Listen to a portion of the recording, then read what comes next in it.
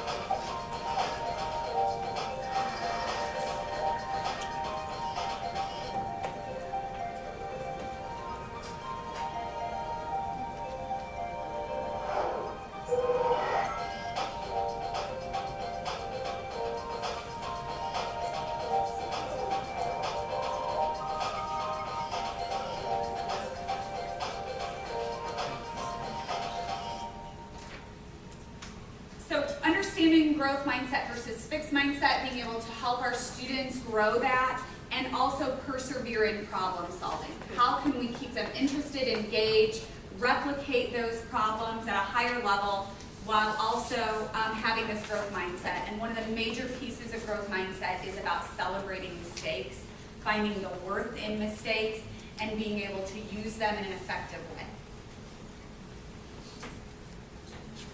So the next thing that I wanted to kind of get a chance to talk about was that for me, I was saying this is great, this is fantastic, growth mindset, fixed mindset, let's make sure we get all our students to have a growth mindset. But of course, I want to kind of know if this is actually something that's possible, is it doable? So one of the first things that I got a chance to kind of dig into was some research, and it has definitely a clever or catchy title, Changes in the Air. And this was research by a professor at Michigan State University, and it has a fantastic abstract. And reading through the abstract, and I am not a statistician by any means, I teach calculus. I have Jenny here to help me with all my questions with stats. But reading through the abstract, it's kind of wordy, so I'm not trying to insult your intelligence if I read this, but I want to kind of just break this down for myself when I read this. So results in this particular study revealed that mindset induction procedure was successful in manipulating participants' mindset endorsements. A lot of words.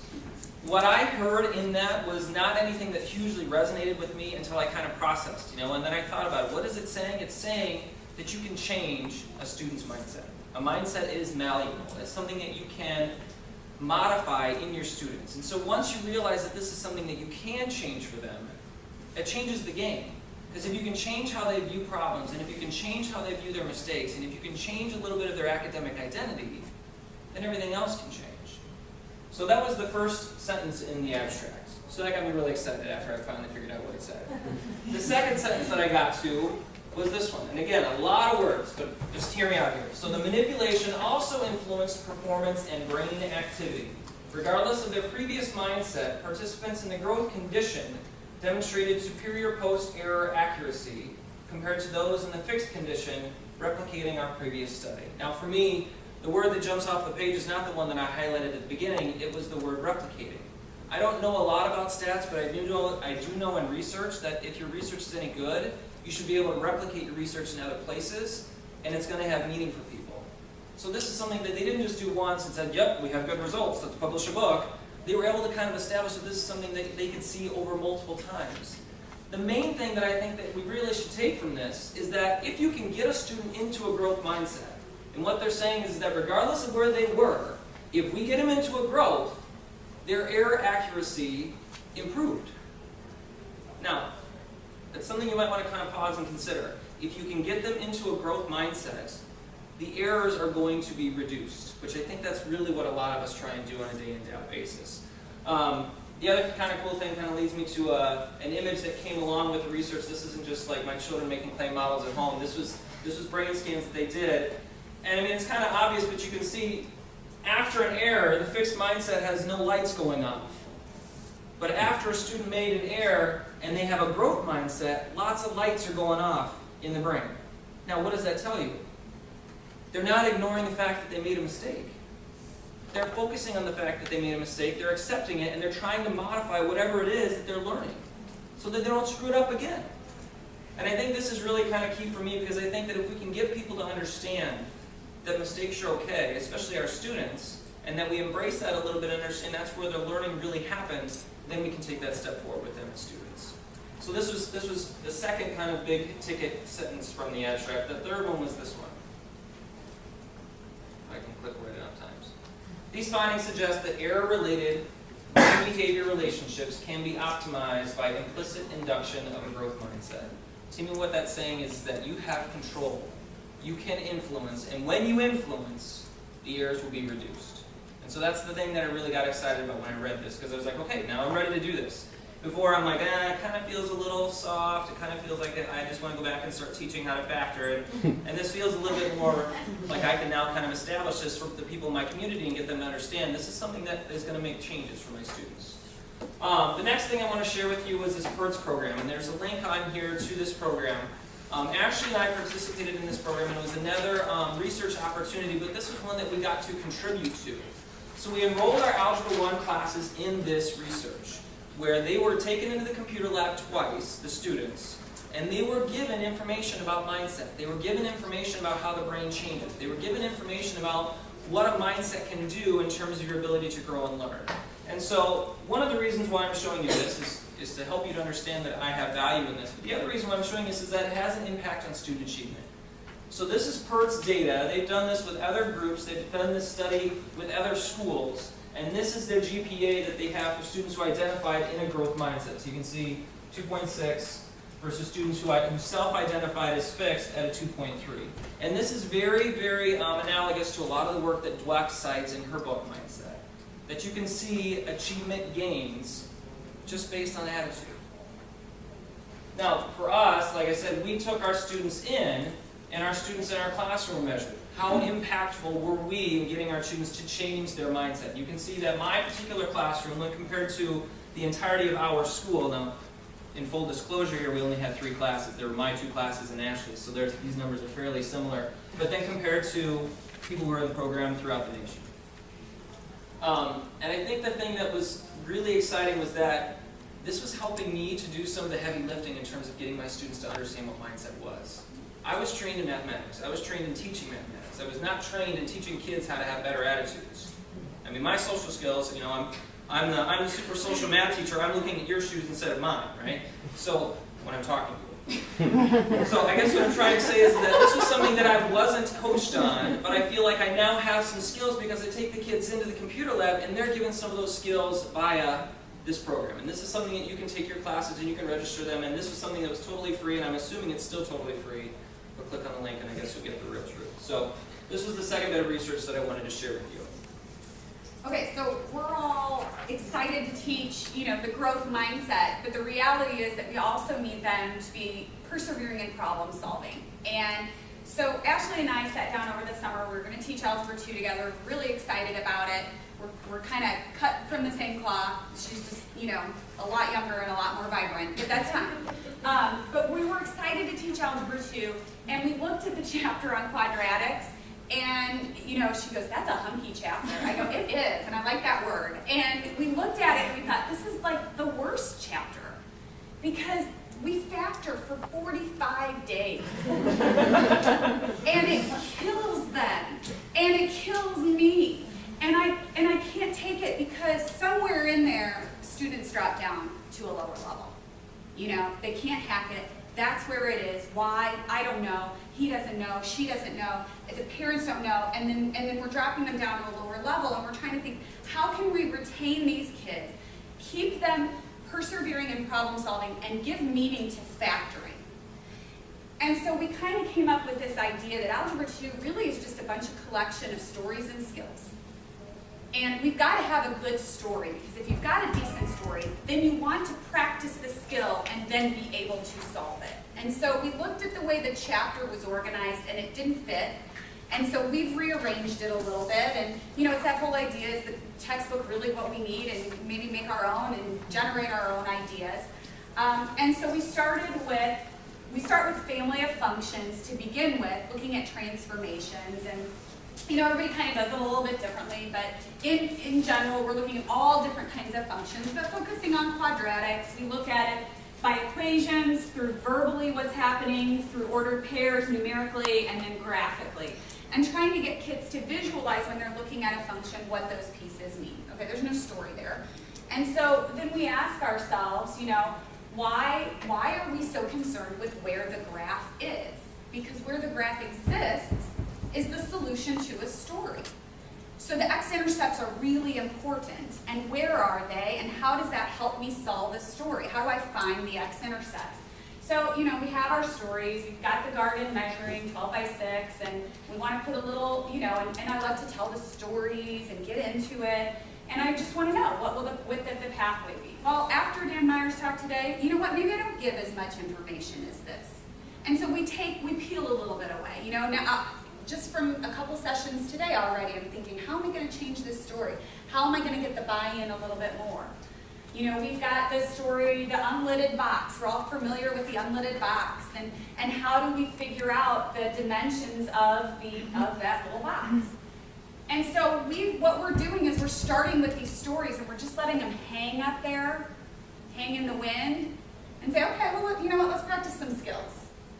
And in a little bit, you might know how to solve this story. When you're ready, you can work on it.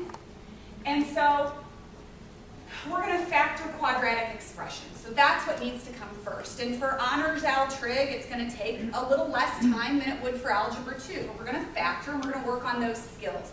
In and of itself, factoring a quadratic expression has no purpose. But it's getting us somewhere. It's that skill that we need to build to eventually solve this story. So then we look at solving quadratic equations. And so we, the add, the zero product property, all of that. And then kids are like, wait a minute.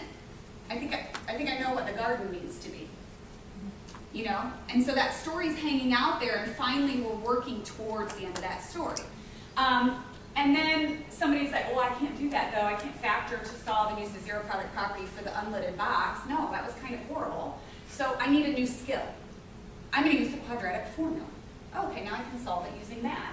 And I didn't write that quadratic formula out there, but it's right there. Now I have an answer to the unlidded box story. So it's about this, I have this desire to find the solution. The math exists because somebody needed to figure out something. It's not just about practicing a skill. So then we think, oh, what else is important about the quadratic? The vertex, that's important. And so what kind of stories do I have that go with that? So, I've decided that there's a big open store down the street and, we want to put something in there. Let's do a trampoline, a gymnastics place. We want to make sure the ceiling's high enough. And so we've got this information. How high does the ceiling need to be?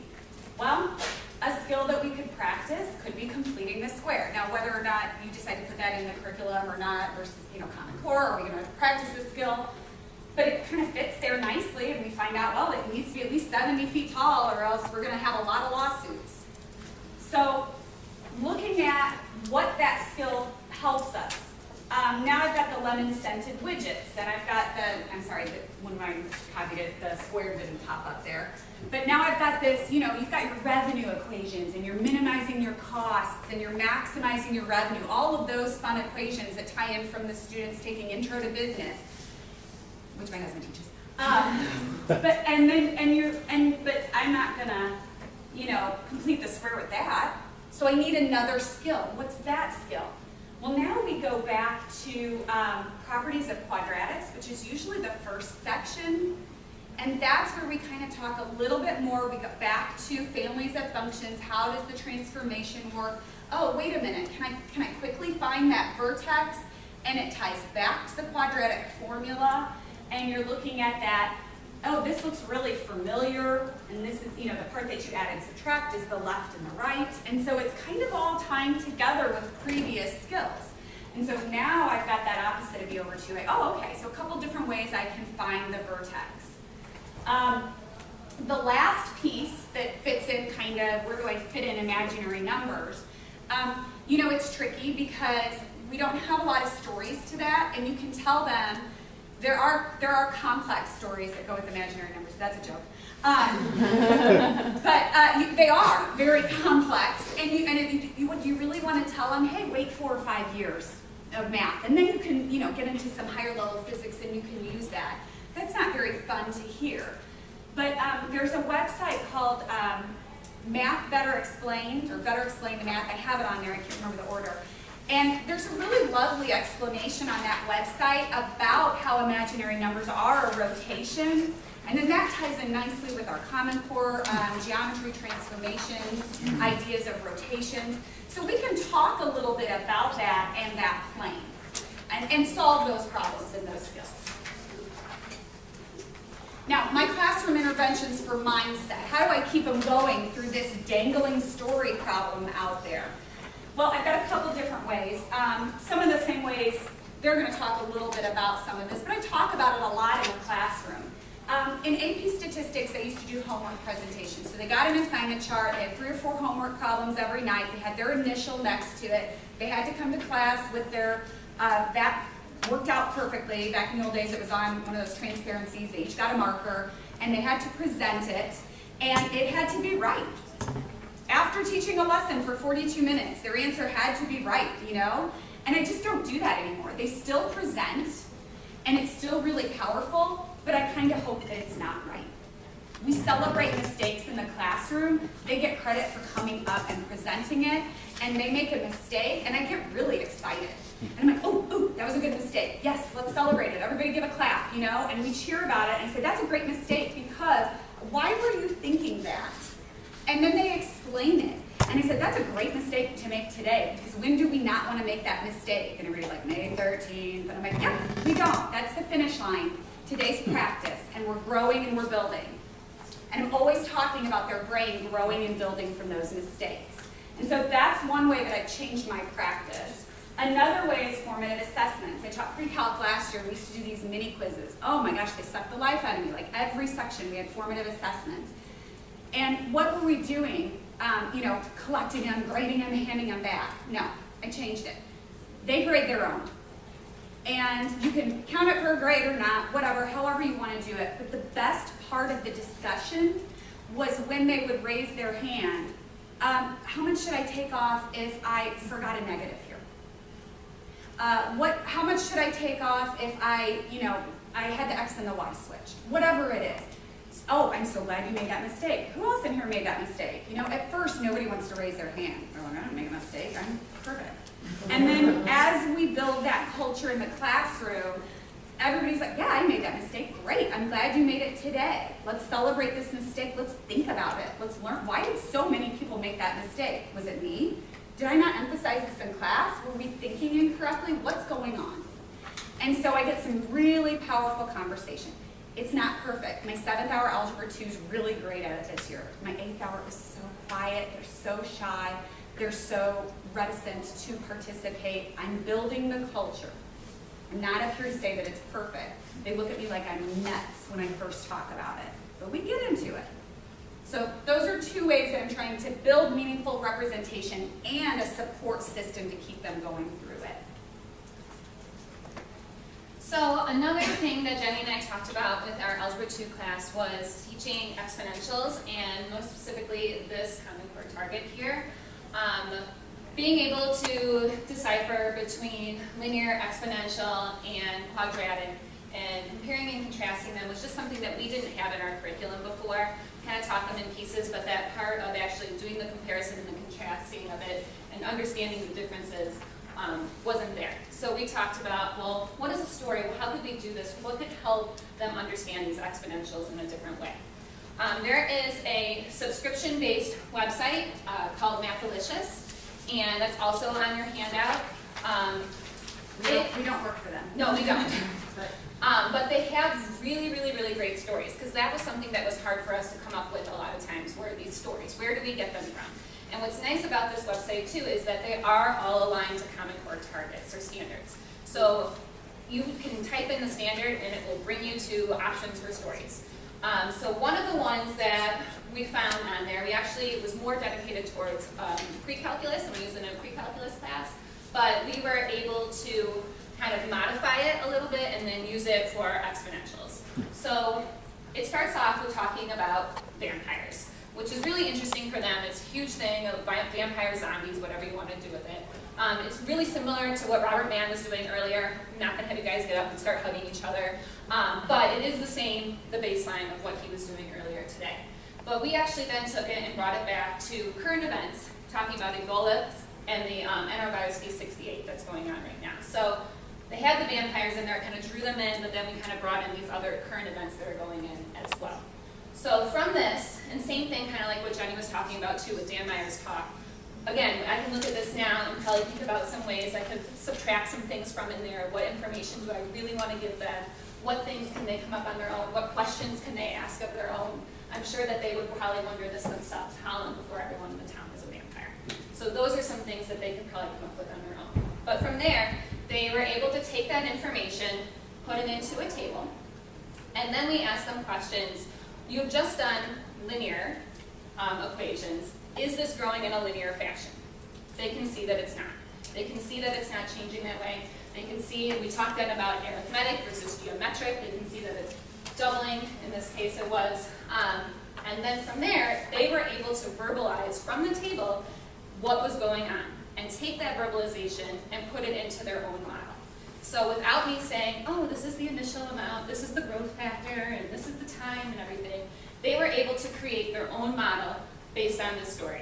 And it was much, much more powerful for them to kind of draw them into that. So here are some of my interventions in the classroom. I have created my own mistake jingle. So it's really corny. I'm going to play it for you guys. You're welcome to take it from me. I can send it to you if you'd like. The kids think it's silly, but it's fun. Anytime they make a mistake, it's still developing that culture and getting them to feel more comfortable in making mistakes. Because I don't know about you, but I ask students, who wants to go up and put that up on the board? And they want to be like, was this right? Did I do it right before I go up there? And again, it's that thing, I don't care if it's right. If it's wrong, it's better because then we're going to learn. So this mistake jingle is kind of fun. I run and I hit play, but here it is for you.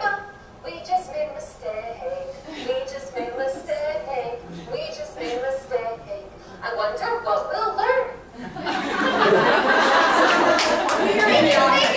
Somebody made a mistake. Yeah, the walls are thin, and Jeff teaches next to me, and so he hears it quite often. So I sent it out to the department. I don't know if they're actually using it as much, but he kind of gets to use it on his own through the wall for me, because I play it several times throughout the period.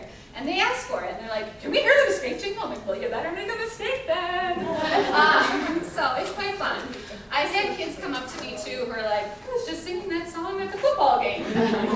Maybe it'll be on the radio one day. I don't know. My fingers are crossed, so whatever you guys can do to get me going, that's great. The other thing that I've done is this idea of being less helpful. And you guys heard Dan talk about this earlier too. I do it in a little bit different way. He kind of talked about the way he's teaching and he's pulling information from problems and kind of subtracting things.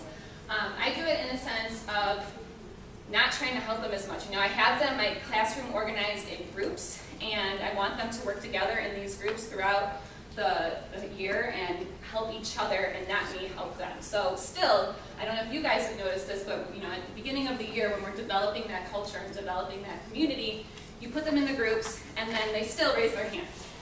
I don't know how to do this one, can you help me? And did you talk to the people in your group? And they're like, no. You're sitting with those people for a reason. That is what I want you to do. I want you to help each other. So trying to remove myself from the situation. That kind of goes into something that was in our MOOC class too, this thing called a didactic contract. Have you guys heard of that?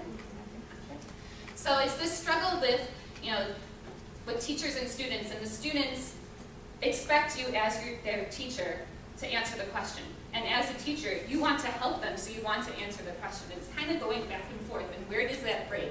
And how do you teach them strategies to rescue themselves and to help themselves? So that's something that we work on too. And I try to provide them with ways that they can be their own help and work together for those things. Yeah, that's me. Okay, so I don't sing and I don't dance, and like I said, I'm probably not a whole lot of fun. But the one thing that I would say that I try and do in the class, and this was something that I got from the PERT study, is I try and assign articles for my students to read. And so the main time that I would give this as a homework assignment is that if I have them take a test, a summative or a formative, regardless of what it was, and we don't have time to cover new material, I'll assign an article for them to read, and then I'll say, why don't you just send me an email back telling me what you think? Okay. So here's the first article that I probably sent out. I think I sent this one out last year. And so again, cognitive science meets pre-algebra.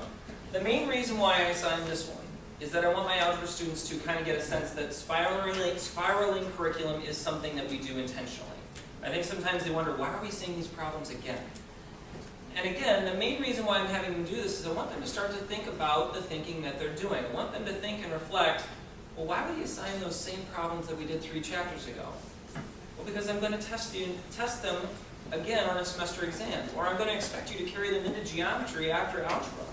And so the main reason why I have them read this is to kind of get them to be a little bit more metacognitive, to get them to think about some of the stuff that they're doing, but in a different way, not necessarily just doing the skills. A different article that I would assign would be this one. I think this one's pretty obvious why I assigned this one, but this is another one where it kind of gets students to think, it's okay to enjoy what you do. And I think a lot of times students will say, I'm good at math, but I don't love it. I teach multivariable calculus, so I have some of the highest firepower in our school, and a lot of them will tell me, I'm just really good at it. And I said, well, if you're really good at it because all you think about math is just solving these individual equations. Think about the thinking that you're doing. Think about the reasoning that you're doing. And back up your life for a second and understand that you're able to problem solve in very different ways because of the skills that you've acquired to this point. And so I guess the reason why I show them this one is I don't want them to think that you only love math if you can solve an equation.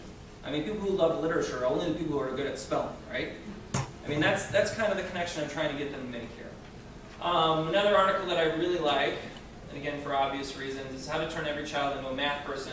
This one really gets at the fact that not everybody is born a math person is kind of a cliche statement that I think a lot of people like to make when they're not good or if they make mistakes. And I think what we're trying to train them out of is that this isn't some inherent skill set that you acquired at birth. I have a 1-year-old child. They're not solving quadratic equations right now. I have a 7-year-old child who probably will be solving quadratic equations very soon. But it's not anything that either one of them were just born with because I gave it to them or because somebody else gave it to them. So this is an article, again, I get a lot of feedback on because I think a lot of it changes some perspectives without me having to tell them to change the perspective. And that's kind of a key idea to discuss because one thing that the PERTS program asked me to do when I took my students into the computer lab is they said, just mention that this is something that you're participating in, it's a study. You might not want to tell them that this is going to guarantee that they do better or that it's going to help them. And I think the main reason, again, I'm speculating here because it wasn't a part of the research in its creation, is that a lot of times students will resist when you try and offer some help. I mean, I think you all are familiar with teenage angst. You probably have experienced those types of faces in your classroom. But if you guarantee that something's going to lock them into a better path, sometimes they'll resist it. So I try and give them these without framing it a whole lot for them. Give them an article, just tell me what your thoughts are. And they're not always growth mindset articles. Sometimes, it's just a how to study and how to learn better. And they really liked this particular article because you could just listen to it. You didn't have to actually read words. So for those of you saying that your students don't like to read, this is an easy way. And this comes from a blog that is all about brain research and growth mindset. So this would be a great resource for you to use if you're trying to kind of do some of these same strategies. The last article I want to talk about is by Sal Khan. I'm sure a lot of you are familiar with his influence and how a lot of our education is changing in the math world. And the title of the article definitely trips up some students. They're like, what do you mean you're not going to tell your kid he's smart? So I got a lot of mixed reviews on this one when I gave this one out, but it came with a video which I played in our open house to our parents, and so I figured, I got a lot of good feedback from that, so I figured I'd play it for you. I don't know if you've seen it, but I like it. So.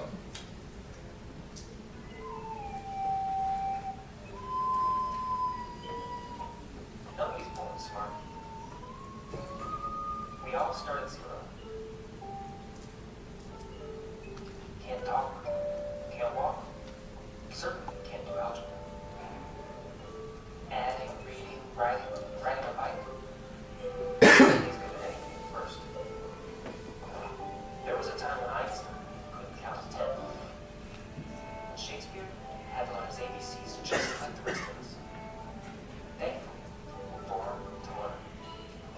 Slowly, surely, you stumble, slip, crawl, fall, fail, fall. Frustrated, confusing, trying, struggling, until one day, you walk. One foot in front of the other, one idea on top of the next. Each wrong answer making your brain a little bit stronger. Failure is just another word for wrong. You keep going. This is learning. Knowing that you'll get it, even if you haven't got it yet. Because the most beautiful, complex concepts in the whole universe are built on basic ideas that anyone can understand. Whoever you are, wherever you are, you only have to know one thing. You can learn anything.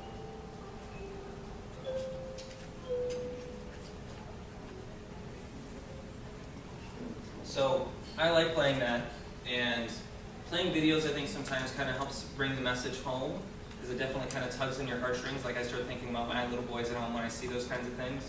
But the next thing that I want to talk about is part of the reason why we do this mindset stuff is that if we're going to try and teach some of these initial algebraic concepts, we need to give them the skills to want to try and push through. And so if we just start with a story problem, I think a kid's immediately going to tap out without giving them some of these interventions to kind of continue on and understand the role that mistakes play in their learning. So another intervention for mindset that I do in the classroom is I try and get clever, I try and get creative, and I try and tie them into, hey, you want to play some math skip-ball with me? And so I crumble up some papers and I hand them to them, and they immediately come in and they start taking shots at the recycling bin. And I say, okay, the main reason why I did that is that I was going to play a film for you today, and I didn't want you to fall asleep during the film. So have a seat, I'm going to play a film, and one of the films that I like to play is this video by Jo Bowler. So this is straight from the MOOC. The YouTube is listed here if you're interested in taking a look at it later. But Jo is, she's fantastic. She has the ability to explain brain circuitry in a way that I think makes sense to me, and if it can make sense to me, then I think maybe it can make sense to some of my students as well. So here she's kind of discussing how a synapse is formed, like grooves in the synapse. But the next thing she's great at is she's great at telling stories. And she just tells this story about London cab drivers, and she does it in a beautiful British accent. So of course they're all just mesmerized. But she talks about how there's 25,000 streets and 20,000 different landmarks. And so if a person's going to drive a cab in London, it's a pretty hardy task to get all this inside their brain. Now the cool part about this story is that she then shares that the cabbies were participants in a research group where they had their hippocampus measured before they started their training, and then after. And magically, probably know magically now if you've listened to us ramble on for about 40 minutes, the hippocampus grew. And so I think when students hear that from somebody, maybe not even their teacher, things start to change a little bit in terms of how they think and see things. So hearing this and sharing this, and then I like to pause her video on this particular slide. And of course, they're reading it. Every child can excel in math at any grade. The potential for the brain to grow is huge. Fixed ability is language that we hear all the time. You'll hear it in your classrooms and you won't even realize it. You'll be like, oh, you were really smart on that one. Wait, maybe you really had practiced that problem a lot, or maybe you asked a lot of questions before you got there. But I ask the students to think about this, and then I start chucking pieces of paper back at them. And what they don't know is that on that sheet of paper, before I crumpled it up, is I put a little picture of a brain on there. And I tell them the whole reason why we did this big, long experience is I was trying to make it memorable. I want you to realize that if you don't try and learn from your mistakes, the main idea is that you're essentially throwing your opportunity for learning into the recycling bin. And then I hand back a test. Or then I hand back an assessment. And I say, let's talk about the mistakes you made. Let's talk about where your -5 is going to translate into a -2 down the road. And so this is the form that I give them when we go through our tests and quizzes. I ask them to solve their mistake. I ask them to try and explain it in words. And then I ask them to try and find where a problem that looks like it is similar, just to kind of get them to start thinking the learning isn't going to go away. You're trying to process this for a reason because we're trying to improve your skills. So that's another intervention as far as mindset. Now, as far as the stories, I'm trying to tie the idea of stories and mindset together for a reason. The end goal is that I want the students to do better on an assessment, whether it be PARC or whether it be on the ACT or whether it just be on my unit tests. But the meaningful representation is I like to start with random. I like to bring in random into the classroom and just kind of let the kids kind of think and talk about something that easily they can relate to. Now, you might not know where this is, but I guarantee there's a place like this in every single one of the towns that you live in. This is our town square. This is where the 6th and 7th and 8th graders go to be cool and hang out. And this is the place where if you have to go to Walgreens at 10:30 on a Friday night, you're like, oh, I don't really want to go there because all the middle school kids are there. So they all know this, because I show this picture to my freshmen, they're like, oh yeah, I was just there last weekend, terrorizing everybody. So I give them this, and this is a prompt, but we're in the computer lab, where this year we have Chromebooks, so that's very nice. But we're in a computer lab, and they have the ability to drag this little red dot wherever they want. Now this is what the students see. And before I move on, and before I forget this, just so you know, I provided this link too. It's on the handout. You can create your own little story. All you have to do is upload a picture, type in a prompt, and then you can tell the kids to drag a little red dot wherever you want to. And I think I stole this from one of Dan Meyer's blogs. But the main thing I want to make sure that you understand is that, so this is what the kid sees on their screen. This is what I'm projecting, and this is all the kids' dots. And so you're asking them, why don't you drag the dot to a spot that's approximately 316.8 feet away from Walgreens? And just so you all know, because you may not be from Deerfield, this is Walgreens. So the immediate feedback I get as a teacher is that they're not very good at estimating. Okay. I mean, clearly you're sitting on the roof, kids, so come on. All right, so then I help them a little bit. True, yeah, my bad on the judgment there. I mean, they were in their hovercraft. So the next slide is me trying to give them just a little bit of assistance. I send them a different link. And I say, Now drag it. Now I don't tell them what this is, but I think we're all probably skilled enough to make some connections here, and all of a sudden the reactions are a lot better. Kids, they're putting the dot on this. Now the main reason why I'm doing this is I want them to get the students to understand that distance in space can put you in a lot of different places. Now, the whole while, this is what I'm thinking. Have you ever tried to tell a student, well, absolute value is just distance away from 0 in the number line? Right, I got it, Mr. Summy. Okay, and then you give them a test, and it's like, they only give you one answer. No, I need both of those answers. I need it somehow to be long-lasting. I need this to come back for you. So the whole reason why I go through this spiel without ever talking about absolute value is just to prime them for the idea of distance. Now this is distance in the space. Let's talk about distance on a number line. So I drop a circle in there and I just say, hey, put the red dot on a spot that's 3 units away from 0. And of course, you get your ding-dongs putting the dot on the 3. But I'm saying, and then maybe you can help better establish for your kids why we have 2 answers. Because we're talking about distance. And so again, when we talk about growth mindset plus meaningful representations, the whole point is that we're trying to take those 2 ideas to get better algebraic understanding in our students. Now when I told my wife that title, she was like, oh, wait, what is that about? And I said, okay. Now I immediately get a little nervous because I'm like, okay, how am I going to establish this for you? Like I said earlier, I am not a psychologist. I'm not a researcher. I don't do things real well with stats. So this is my feeble attempt at trying to show you some data. So this was a slide that I hate. I really don't like this slide. So I have questions on a test, and I look at them after the fact. And these are my questions dealing with absolute value and absolute value inequalities, and I'm sick. So I hate this slide. I go through mindset from 2013 to 2014, and I make some gains. Now, obviously, you can look at this and you can say that I guess I don't know how to teach that because clearly the students did worse. But if I'm truly going to have a growth mindset, I'm going to say I don't know how to teach that yet.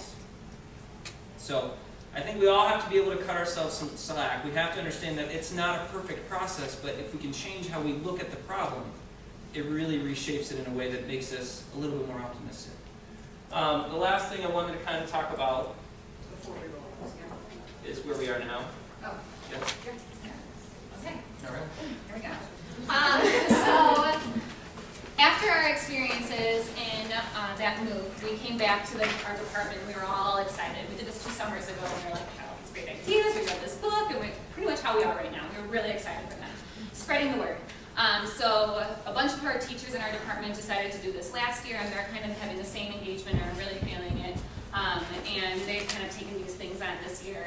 And then here's what we're hearing from our students now, after we're implementing a lot of these strategies, a lot of these things that we're doing. So to us, we still have room to grow. We know that we have things to learn and things to fix, but we got to think that what we're doing is helping, because these things are definitely better than what we heard and what we saw at the beginning. And I think another important part is for Algebra 2, already this year I'm hearing, this is the first time that I felt really successful in a class. This is the first time. This is the first time. Why didn't somebody tell me this earlier? This is the first time. And it's so powerful to have that clientele of students. So for us, after geometry, the kids split apart into Algebra 2 trigonometry or Algebra 2. And finally, they're feeling that they're on top of the world. Because they haven't felt that before, and they haven't found purpose in their mistakes. And so even though they may not be doing better in terms of mathematically, their mindset is better. And so it's really, really powerful. There's a MOOC for students and parents. So your students can take this course. It's 6 video section things. They're pretty short too, and you can assign them the day of a test or a quiz, and it's a 2 or 3 minute video that they go and they can work through, and just a couple minute questions, response questions that they ask and everything. And the student version is currently free. It doesn't cost anything. So if you guys are interested in that, there's a link to that on their website as well. They're kind of fun. They're kind of like my mistake jingle was kind of fun and corny. They have students from Stanford who's doing more of the presentation in that one, and so they do funny little, quirky little jokes things for the kids also. So it's different clientele that they're aiming towards. I guess the main thing that I wanted you all to know is that when I first started as a math teacher in feels like forever ago, I was all about skills. And I was all about teaching a student how to do a specific type of problem set. And now I'm realizing that that's only going to get me so far. I have to teach the students, and I have to teach the students how to love their learning and love the fact that the only way that they're going to improve their learning is by changing their mindset. And so for me, that was the part where it really kind of helped move me as an educator into a different experience. And obviously, I know these quotes are merely anecdotal, but it's enough for me to know that I feel like I'm making good work. So, thank you. Thank you very much.